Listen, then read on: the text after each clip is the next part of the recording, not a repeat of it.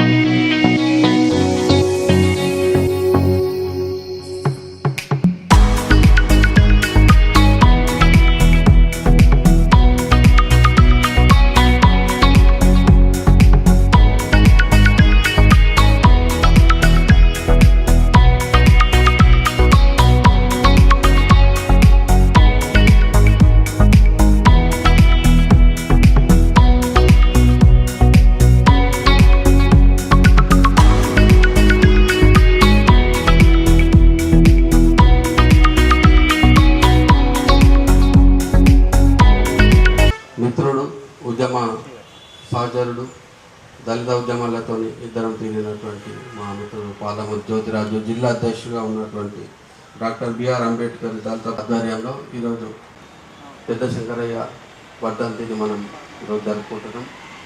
ఈ కార్యక్రమానికి ముఖ్య అతిథిగా వచ్చినటువంటి మిత్రులు, సహచరులు, తెలంగాణ మలిదశ ఉద్యమ సహచరుడు, నిజామాబాద్ బార్ అసోసియేషన్ అధ్యక్షులు గౌరవనీయులు శ్రీ మామిళ్ళ సాయిరెడ్డి గారిని వేదికపైకి రావాల్సింది కావాలి.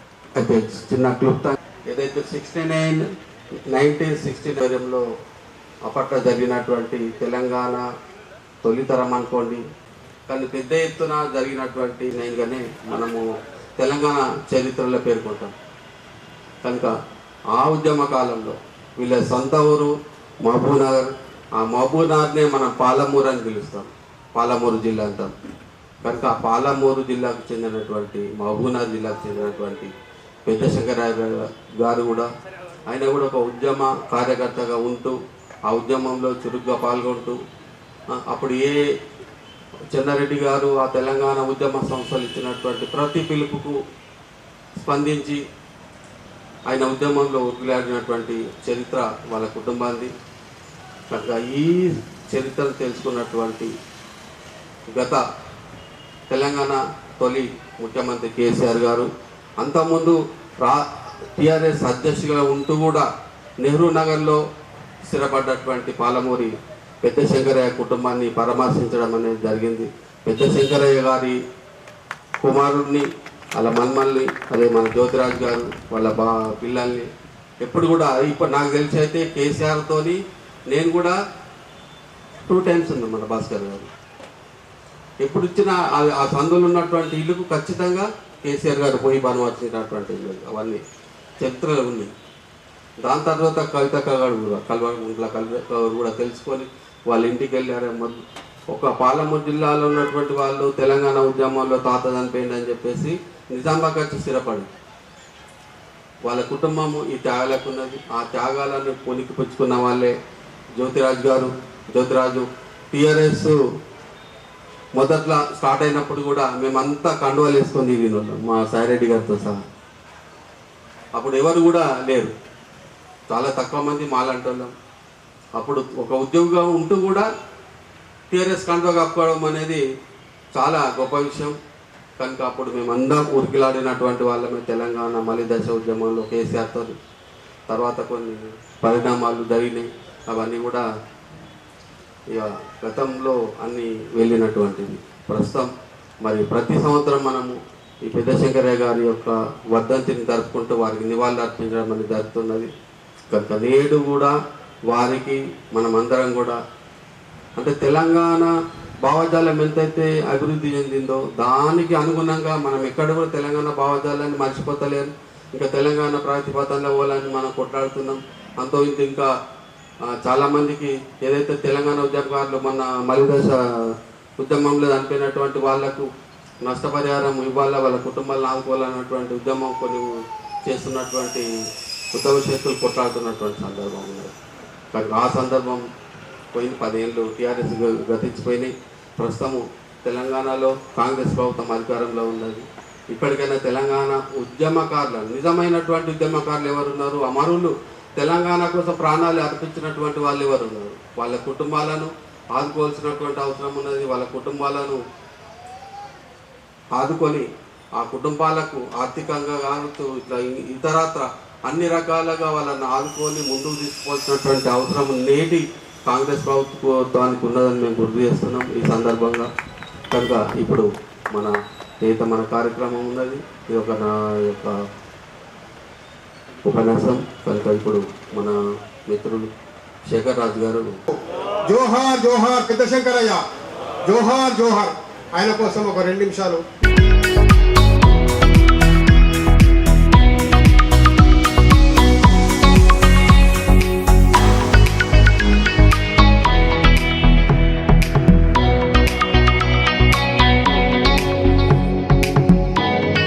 తెలంగాణ తొలితరం ఉద్యమ నాయకుడు పెద్ద శంకరయ్య, తెలంగాణ తొలితరం అమరుడు పెద్ద శంకరయ్య, అమర్ హై. మరియు ఈరోజు మనం ఈ అనుభవిస్తున్న ఫలాలు వాళ్ళ ప్రాణాలకు లెక్క చేయకుండా మన తెలంగాణ కోసం వాళ్ళు ప్రాణాలు అర్పించారు. పెద్ద శంకరయ్య గారు మహబూబ్ నగర్లో చనిపోతే కనీసం పోలీసు వాళ్ళు ఆ భారతీయ దేవానికి కూడా కుటుంబాన్ని ఇవ్వక వాళ్ళే దానం చేశారు. ఎంత పరిస్థితి ఉందో మీరు ఆలోచించుకోండి.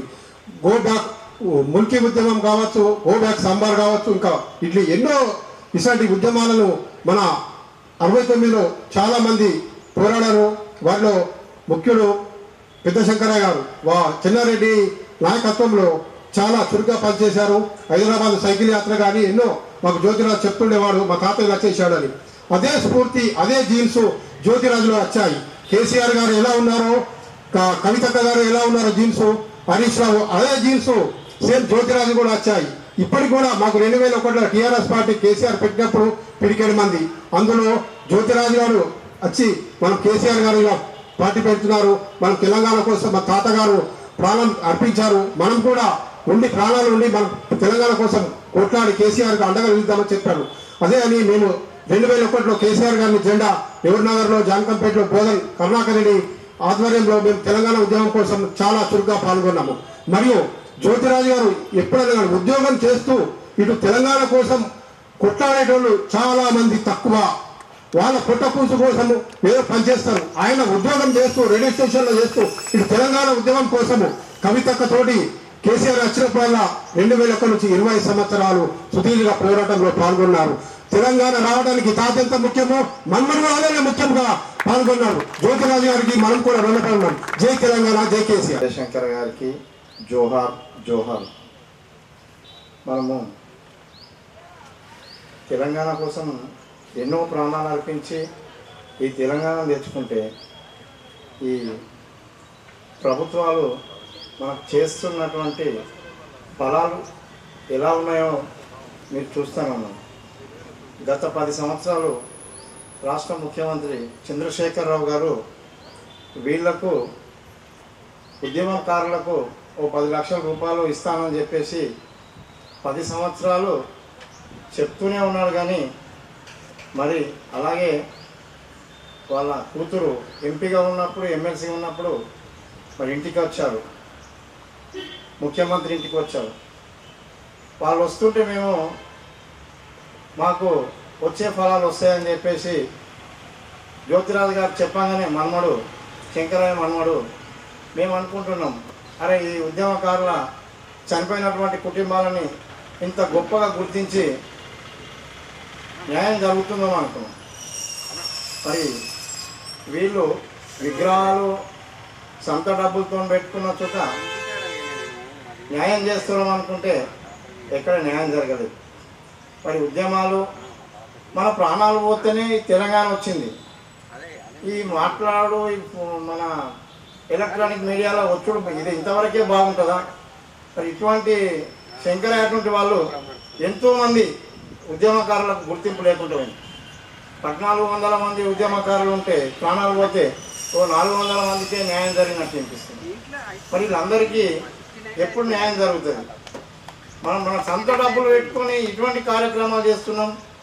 ఎవరైనా ముఖ్య అతిథిగా రావాలంటే వాళ్ళని పిలిచి మన డబ్బులు ఖర్చు పెట్టుకొని ఒక ఉద్యమకారుడు మహబూబ్ నగర్ ఎక్కడ, హైదరాబాద్ ఎక్కడ, ప్రాణాలు ఎక్కడ అర్పించరు? ఈ 10 లక్షలు కాదు, 10 లక్షల కంటే ఎక్కువ ఖర్చు అయ్యొచ్చు. పెద్ద శంకరయ్య మన్మడు పైసలు 10 లక్షల కంటే ఎక్కువనే ఖర్చు అయ్యొచ్చు. వాళ్ళకు ఉద్యోగం లేదు, వాళ్ళు ఇస్తాన ఎక్స్కర్స్ ఇవ్వలేదు. మీరు ఇవన్నీ గమనించి ఏ ఉద్యమకారుడికైనా ప్రాణాలు పోయినా సుఖ గుర్తింపు లేదు ఈ ప్రభుత్వాలలో. కవితకు వచ్చిందా, చంద్రశేఖరరావు వచ్చిందా ముఖ్యమంత్రి, ఇంతవరకే సంతోషం. పొద్దుగాల పేపర్లు చూస్తే తప్పే మనకి ఇటువంటి అన్యాయం జరుగుతుంది. ఎందుకంటే మన సామాజికం మనం ఎక్కడి నుంచి వచ్చినామంటే మన బడుగు బలహీన వర్గాల నుంచి వచ్చినాం కాబట్టి మనకి ఇటువంటి గుర్తింపు ఉంది ఈ ప్రభుత్వాలలో. నేను పార్టీలో ఖచ్చితంగా మాట్లాడుతున్నా, ఏ పార్టీ అయినా సుఖ మనకు న్యాయం చేయని పార్టీ ఎందుకు? మనం దయచేసి ఈ ఉద్యమకారులు అందరూ ఒకటై ఈ కులం ఆ కులం కాకుండా ఉద్యమకారులు ప్రాణాలు అర్పించిన వాళ్ళ కులం ఎక్కడదండి? కులాలను అడ్డం పెట్టుకొని ఇప్పుడు ఇంత పెద్ద కార్యక్రమం చేస్తుంటే అసలు ఈరోజు ఇట్లా మేము 21 నుంచి చేస్తున్నాం ఈ ప్రోగ్రాం. ఈరోజు ఉందని చెప్పేసి తెలుస్తుగా ఎవరు రాకుండాకుంటే స్పందించకుంటే అధికారులు ఏమైనరు, నాయకులు ఏమైనరు? ఒక ప్రోగ్రాంకి వచ్చిన నాయకుడు మళ్ళీ ఒక ప్రోగ్రాంకు లేడు. మనం ఎప్పుడైతే బలహీన పడతామో మన బతుకులు ఇలానే ఉంటాయి. దయచేసి ఈ బలహీన వర్గాల వారు కులాల ఖచ్చితంగా మనం ఒకటిగా ఉన్నప్పుడే మనం ఏదైనా సాధించుకోగలుగుతాం. జై తెలంగాణ, జై శంకరయ్య. ఇక్కడికి మమ్మల్ని ఆహ్వానించి నా జ్యోతిరాజు గారికి, మా బార్ ప్రెసిడెంట్ మావిల సాయారెడ్డి గారికి, మా వైస్ ప్రెసిడెంట్ గారికి, మా ఇక్కడ స్టేజ్ మీద ఉన్న అందరికీ, ఆశానారాయణ శంకర్, మా తోటి అడ్వకేట్స్కి, హాజరైన వాళ్ళందరికీ నమస్కారాలు. ఏం లేదు, వాళ్ళ ఎంతోమంది ప్రాణత్యాగం చేసి మనం ఒకటి సాధించి వాళ్ళు మన పెద్దలు మనకి ఇస్తారు, మనం అవి అనుభవిస్తాం. కానీ ఒక ఉద్యమకారుడు ఎప్పుడు కూడా వాళ్ళ లైఫ్లో ఉద్యమం ఎందుకు స్టార్ట్ చేస్తాడంటే ఏదో వాళ్ళ ఇంటికి ఆయన బెనిఫిట్స్ వస్తాయి, నా ఇల్లు బాగుపడుతుందని చేయడు. ఉద్యమకారుడు ఎప్పుడు కూడా ఆ ఉద్యమం చేసి దానివల్ల 10 మందికి ఉపయోగపడే పని అయితేనే ఉద్యమం మొదలు పెడతాడు. దాంట్లో వాళ్ళు ఎంత దూరం అన్నా పోతారు, ఆఖరికి వాళ్ళ ప్రాణాన్ని కూడా వాళ్ళు త్యాగంగా ఇచ్చేస్తారు. అట్లా ఇచ్చేసి సాధించిన త్యాగమే ఇవాళ మనకు తెలంగాణ వచ్చింది. తొలి దశలో పెద్ద శంకరయ్య గారు ఇచ్చారు, ఆ తర్వాత వాళ్ళ మనుమడులో అదే స్ఫూర్తి ఉన్నది. మలి దశ ప్రారంభమైనప్పుడు జ్యోతిరాజు గారు కూడా ముందుండి నడిపించారు. మేము కూడా స్టూడెంట్గా ఉన్నప్పుడు 2010లో తెలంగాణ ఉద్యమాలు చేసినాం యూనివర్సిటీలో. మాకు దెబ్బలు తగిలినాయి, కళ్ళలో టియర్ గ్యాస్ కొట్టారు పోలీసు వాళ్ళు, అన్నీ చేసిండ్రు. అయినా కూడా సాధించుకున్నాం తెలంగాణని, సంతోషకరం. కానీ వచ్చిన తర్వాత మనకు వాస్తవంగా న్యాయం జరగాలి, కానీ కొంచెం అన్యాయం జరిగింది.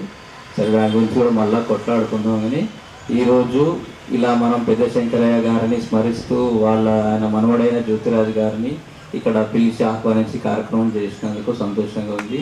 మనం ఎప్పుడు కూడా మన త్యాగ ఫలాలను ఇచ్చిన వాళ్ళని గుర్తుపెట్టుకోవాలని గుర్తు చేస్తున్నాం అందరికీ. పెద్ద శంకరయ్య గారికి జోహార్ జోహార్. 55వ శ్రీ పెద్ద శంకరయ్య గారు 55వ వర్ధంతి సందర్భంగా ఈ సభకు ఇచ్చేసినటువంటి కోటి మన జిల్లా నిజామాబాద్ జిల్లా బార్ అధ్యక్షులు సాయిరెడ్డి గారికి, తోటి లాయర్స్ అందరికీ, మరి అన్నగారైనటువంటి ఆశనారాయణ గారికి, శేఖర్ రాజ్కి, కిషన్ గౌడ్ గారికి, పెద్దలందరికీ, మా అక్క విజయలక్ష్మి గారికి నా హృదయపూర్వక నమస్కారాలు. ఏ స్వార్థం కోసమైతే ఏనాడు పోరాటం చేయలేదు, నిస్వార్థంగా పోరాటం చేసి ఈ రాష్ట్రం కోసం ఆహార నిశలు కొట్లాడి ఏదైతే నీళ్లు, నిధులు, నియామకాలు అన్నటువంటి 3 పాయింట్స్ మీద జరిగినటువంటి ఈ తెలంగాణ పోరాటం 1969లో ఉవ్వెత్తున జరిగింది. డాక్టర్ మర్రి చెన్నారెడ్డి గారి ఆధ్వర్యంలో జరిగినటువంటి పోరాటం మామూలు పోరాటం కాదు. ఆ పోరాటం మన కళ్ళతో చూడలే, కానీ చెప్తా ఉంటే కళ్ళకు రక్తం వచ్చేటటువంటి సీన్లు ఉన్నాయి. మరి అటువంటి పోరాటం కూడా 2వ దశలో కూడా జరిగింది. అయితే పెద్ద శంకరయ్య గారు ఒక సామాన్యమైనటువంటి దళిత కుటుంబంలో పుట్టి మహబూబ్నగర్ జిల్లా, ఇప్పుడు పాలమూరు జిల్లా పాలెం గ్రామానికి చెందిన వాడు.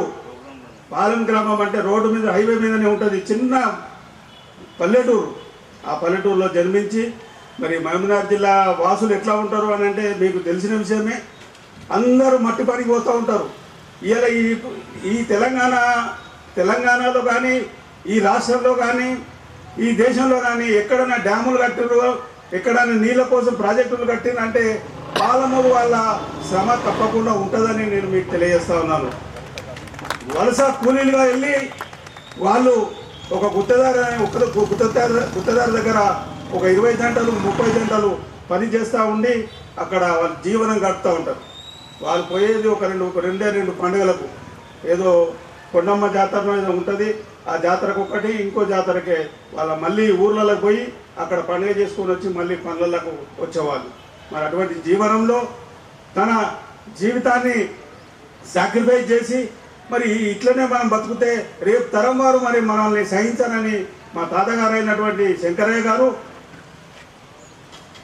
రేపు తెలంగాణ వస్తే మన పిల్లలకు ఉద్యోగాలు వస్తాయి, ఈ ప్రాజెక్టులలో నీళ్లు వస్తాయి, నియామకాలు జరుగుతాయనేటువంటి ఆలోచనతో ఆయన ఆర్థిక వనరులు లేకున్నా కూడా ఒక చెన్నారెడ్డి గారు ఆయన పేరుతో పిలిచినాను. కేసీఆర్ అన్నిట్ల పేరుతో పిలిస్తే నేను ఫిదా అయిపోయాను. సేమ్ అట్లా చెన్నారెడ్డి గారు ఆనాడు శంకరయ్య గారు నేను నా వెంబడి ఉండాలి అని అంటే ఆయన వెన్నంటనే ఉండి 1969 మే 29 నాడు ఆయన మహబూబ్నగర్ నుండి ర్యాలీగా వచ్చి హైదరాబాద్లో చేస్తున్నటువంటి జులూస్లో మరి పోలీసులకు, ఉద్యమకారులకు తీవ్రంగా వాదోపవాదాలు జరుగుతున్నటువంటి తరుణంలో శ్రీ పెద్ద శంకరయ్య గారు పోలీస్ తూటాలకు బలైపోయారు. బలైనా కూడా అక్కడ ఉన్న కుటుంబ సభ్యులు వారిని చూడనీయలేదు. మీ నాన్న ఉస్మానియా ఆసుపత్రిలో ఉన్నాడు, మార్చుల్లో తీసుకెళ్ళండి అని చెప్తే కుటుంబ సభ్యులు భయపడి, ఆనాటి పోలీసులకు భయపడి నేరుగా చక్కగా నిజామాబాద్ జిల్లా ఏడుపల్లి మండలం నేరులో స్థిరపడ్డారు. మరి ఇట్టి త్యాగాలు చేసిన కుటుంబాలకు ఈ రాష్ట్ర ప్రభుత్వాలు ఏం చేస్తున్నాయని నేను అడుగుతా ఉన్నాను. ఈ రాష్ట్రం కోసం ప్రాణత్యాగం చేసిన శంకరయ్య కుటుంబానికి ఏం చేసింది? 2001లో ఇదే కేసీఆర్ చంద్రశేఖర్ రావు పార్టీ పెడితే మరి ఆనాడు కూడా మేము త్యాగాలకన్నా సిద్ధంగా ఉండి నేను తిరిగిన. ఢిల్లీలో 2 సార్లు అరెస్ట్ అయినా. ఏదో ఒక డైరెక్టర్ నన్ను ఆదుకొని పాపం ఆయన ఇడిపించిండు కాబట్టి అక్కడ బతికిపోయినా. అదే నాతో వచ్చి మిత్రుడు సాయిరెడ్డి గారు కూడా నల్గొండలో, మేమంతా కరీంనగర్లో, మరి ఇక్కడ నుంచి జానకపేట నుంచి వరంగల్ సైకిల్ యాత్ర దొక్కితే అది వర్ణాన్వితం మా కష్టాలు. ఎండాకాలం నీళ్లు దొరకలేదు. మరి అటువంటి కష్టాలు మేము పడితే ఇలా సుఖాలు భోగాలు ఎవరు అనుభవిస్తున్నారు? ఈ తెలంగాణ భోగాలు ఎవరు అనుభవిస్తున్నారు? ఒక కేసీఆర్ కుటుంబం తప్ప ఎవరు అనుభవించట్లేదు. దొంగలని ఇలా పక్కకు పెట్టుకొని కేసీఆర్ గారు వాళ్ళకు డబ్బులు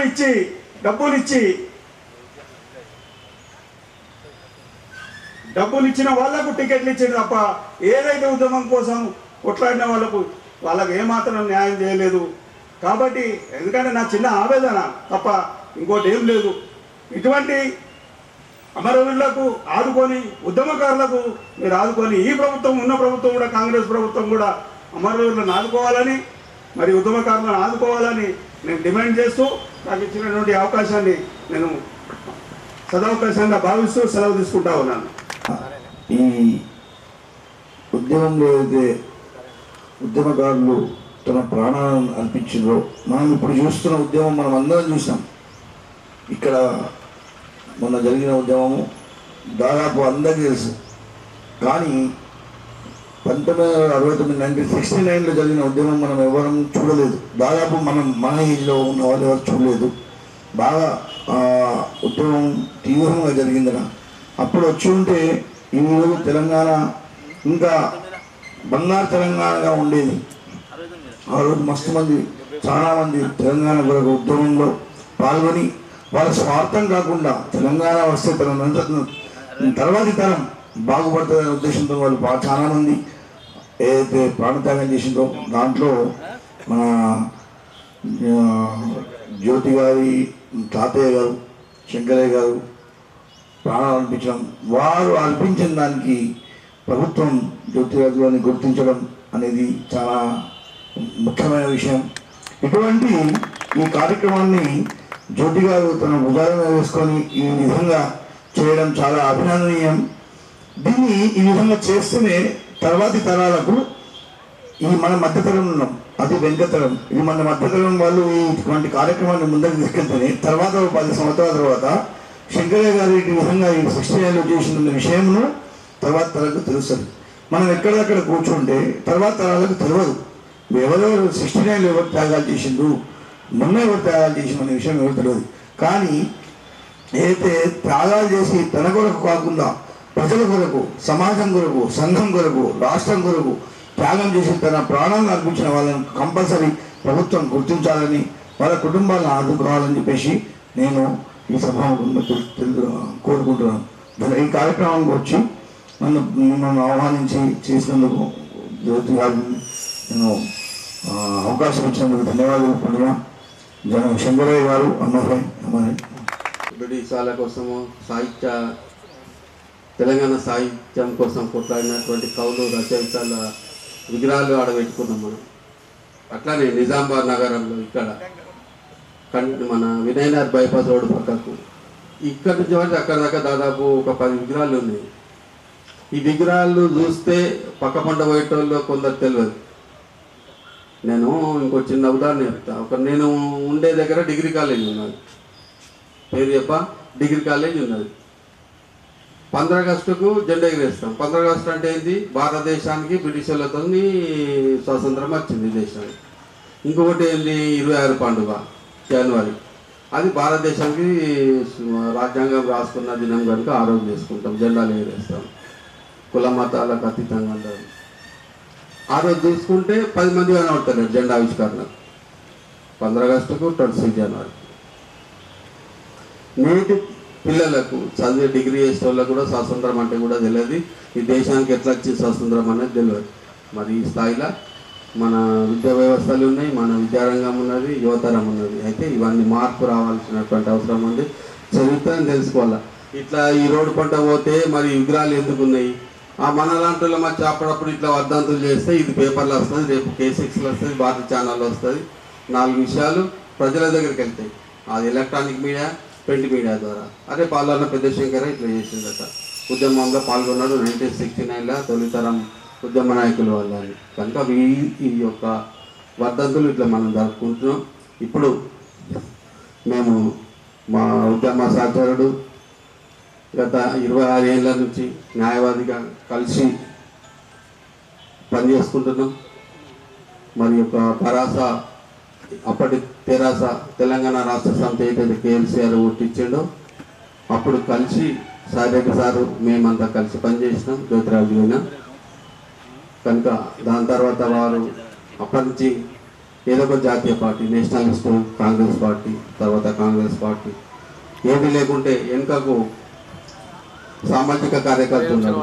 హైదరాబాద్ కోట్వాల్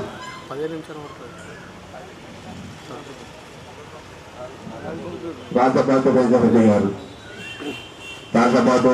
గారు, వారు ఒక సామాజిక విప్లవకారులు. వాళ్ళు నిజాం కాలంలోనే హైదరాబాద్ కోట్వాల్ అంటే కమిషనర్గా పనిచేశారు.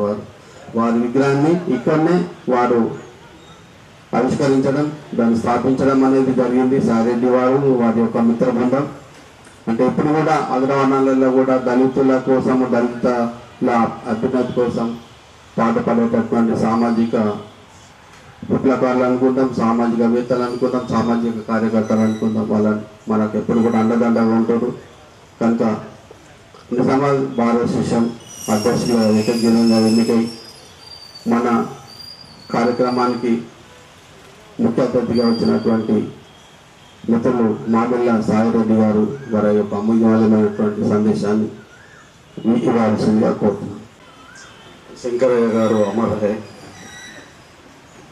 నేటి సభకు అధ్యక్షత వహిస్తున్నటువంటి బిఆర్ అంబేద్కర్ దళిత బహుజన మైనార్టీ సంఘం జిల్లా అధ్యక్షులు, మా ప్రియ మిత్రులు పాలమూరు జ్యోతిరాజు గారు, అలాగే మా కరుడు కట్టినటువంటి తెలంగాణ వాదులు ఆశా నారాయణ గారు, అలాగే శేఖర్ గారు, మరి రాధాకిషన్ గౌడ్ గారు, అలాగే మా ఉపాధ్యక్షులు దిలీప్ గారు, శ్రీమాన్ గారు, ఇక్కడికి విచ్చేసిన శంకరయ్య అభిమానులందరికీ పేరు పేరున స్వాగతం పలుకుతూ అందరికీ నమస్కారం తెలియజేసుకుంటా ఉన్నాను. మరి నాకు జ్యోతిరాజు గారితో, ఆశా నారాయణ గారితో మలిద్ దశ ఉద్యమం 1996లో పరిచయం అయింది. ఆ రోజు నుండి ప్రయాణం ఈ రోజు వరకు సాగుతూనే ఉంది. మరి మేము ముఖ్యంగా ముగ్గురము, అలాగే తర్వాత కిషన్ గారు, మళ్ళీ శేఖర్ గారు, మేము అందరము తెలంగాణ ఉద్యమంలో ప్రతి ఒక్క సందర్భంలో మలిదశ ఉద్యమంలో పాల్గొన్న వాళ్ళమే. నిజామాబాద్ జిల్లా వాసులందరికీ తెలుసు. తెలంగాణలో 1996లో జయశంకర్ కానీ, కొండా లక్ష్మణ్ బాపూజీ గారు కానీ, అందశ్రీ కానీ, మరి జాదవ్ గారు కానీ, ఇన్నయ్య కానీ, వి ప్రకాష్ కానీ, ఇప్పుడు ఎవరైతే ఆ తెలంగాణ వాళ్ళందరితో మేము కలిసి పనిచేయడం జరిగింది. ఆ విషయం అందరికీ తెలుసు. అయినా ఈరోజు మేము మరి ఇలాగే ఉండిపోయినాము, ఆ పరిస్థితి కూడా తెలుసు. మరి ఈ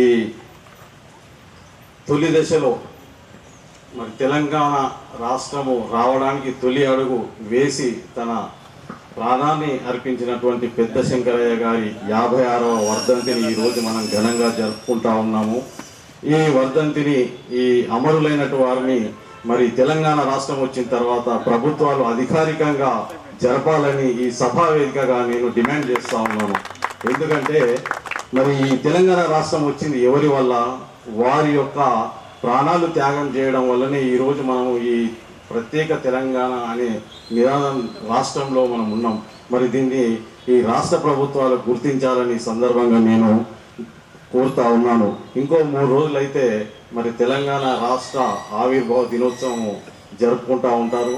మరి ఈ వేదికపై నుండి రాష్ట్ర ప్రభుత్వాన్ని కోరుతా ఉన్నాను, ఎవరైతే అమరులైనటువంటి కుటుంబాలు ఉన్నారో వారి యొక్క విగ్రహాలకు అధికారికంగా వారే నిర్వహించాలని, అలాగే గత ప్రభుత్వాలు మరి అమరులైనటువంటి కుటుంబాలకు మేము ఇప్పుడే మన పెద్దలు చెప్పినట్టు 10 లక్షలు ఇస్తాం, 6 లక్షలు ఇస్తాం. వాళ్ళు ఇచ్చేది ఏంటండి? మనం తెలంగాణ సాధించుకున్నది వాళ్ళు సాధిస్తే ఫలితాలు మీరు పొందుతూ ఉన్నారు. మీరు ఆ అమరులైనటువంటి కుటుంబాలకు ఎంత చేసినా తక్కువనే. మేము బాన్సవాన్ నుంచి కేసీఆర్ తోని ర్యాలీలో వచ్చేటప్పుడు నెహ్రూ నగర్లో ఇప్పుడు మన పెద్దలు చెప్పినట్టు అక్కడ ఆగిన తర్వాత మీరు కూడా ప్రత్యక్ష సాక్షి నారాయణ గారు మేమందరము మరి జ్యోతిరాజు గారి ఇంట్లోకి కేసీఆర్ తీసుకొని వెళ్ళినాం. తీసుకొని వెళ్ళి అంత ఫొటోస్ అవన్నీ చూసి మరి నేను దాన్ని గుర్తిస్తాను, నేను మన తెలంగాణ రాష్ట్రం వచ్చిన తర్వాత అని అతను మన జ్యోతిరాజుకు కేసీఆర్ గారు ప్రత్యక్షంగా చెప్పిన దాంట్లో నేను ఒక వ్యక్తిని, విన్న వ్యక్తిని, చూసిన వ్యక్తిని. ఇక అంతకంటే ఇంకా ప్రూఫ్ ఏముంటుంది నాకంటే. మరి ఈ రోజు వరకు గుర్తించారా అని నేను మరి గత ప్రభుత్వాలను అడుగుతూ ఉంటాను. వారు 10 లక్షలు ఇస్తామన్నారు, ఏమి ఇవ్వలేదు. మరి ఇప్పుడు కూడా మరి కాంగ్రెస్ ప్రభుత్వం వచ్చింది, మరి ఇంటి స్థలాన్ని ఇళ్ళని ఇస్తామంటుంది, ఉద్యోగం ఇస్తామంటుంది. మరి ఈ వేదిక ద్వారా నేను ఈ ప్రభుత్వాన్ని కోరుతా ఉన్నాను, విజ్ఞప్తి చేస్తూ ఉన్నాను, డిమాండ్ చేస్తూ ఉన్నాను. వెంటనే ఈ శంకరయ్య గారి కుటుంబానికి ఒక ఉద్యోగం ఇవ్వాలని, అలాగే ఇంటి స్థలాన్ని ఇవ్వాలని, ఇల్లు కట్టియాలని నిజామాబాద్లో మరి ఈ సందర్భంగా నేను ఇక్కడ ఉన్నటువంటి ఎమ్మెల్యేలకు కానీ కలెక్టర్కి కానీ విజ్ఞప్తి చేస్తూ ఉన్నాను. దీనిపై వెంటనే మీరు జూన్ 2న మరి నిర్వహించేటువంటి తెలంగాణ ఆవిర్భావ ఉత్సవాలలో మరి మీరు ప్రకటించాలని సందర్భంగా నేను మనవి చేస్తూ ఉన్నాను.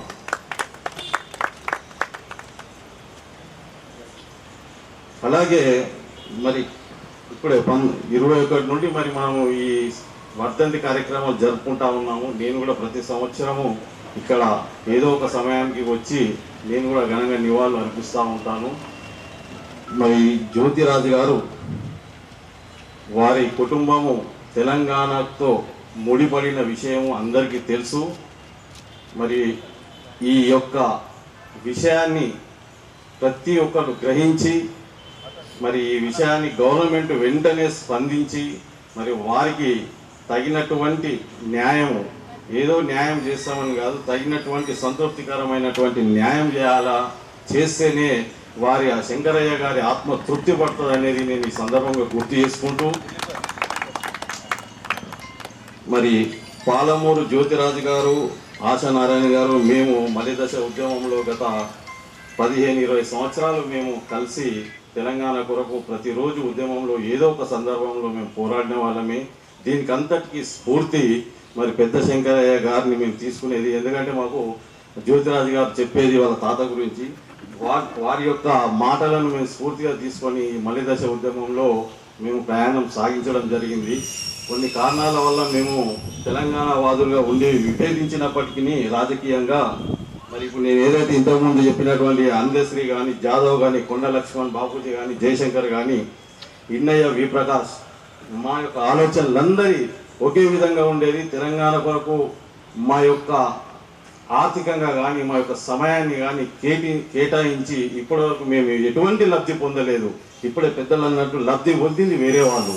ఇది జిల్లా ప్రజలందరికీ తెలుసు.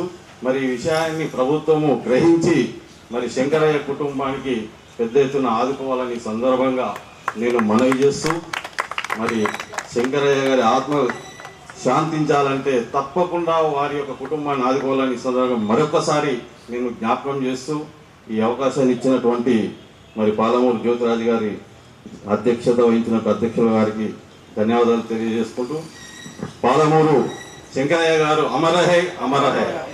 నిజామాబాద్ బార్ అసోసియేషన్ అధ్యక్షులు శ్రీ మామిల సాయిరెడ్డి గారికి, నిజామాబాద్ బార్ అసోసియేషన్ ఉపాధ్యక్షులు మిత్రులు దిలీప్ గారికి, మరియు పాలమూరి పెద్ద శంకరయ్య మన్మడు మా మిత్రులు పాలమూరి జ్యోతిరాజు గారికి, శేఖర్ రాజు గారికి, అలాగే రాధాకృష్ణ గౌడ్ గారికి, మా మిత్రుడు శ్రీమాన్ గారికి, ఇక్కడ వచ్చినటువంటి పెద్దలందరికీ, అంటే మీరందరూ లేకుంటే మేము సభను జరపడం గారు మీరు చాలా ఇంపార్టెంట్ ఉండదు వాళ్ళంతా. అందరికీ కూడా మరొకసారి శంకరయ్య గారి వర్ధంతి సందర్భంగా వారికి నివాళి అర్పిస్తూ మీ అందరికీ కూడా ధన్యవాదాలు తెలుపుకుంటూ ఈ యొక్క కార్యక్రమాన్ని ముగిస్తున్నాను.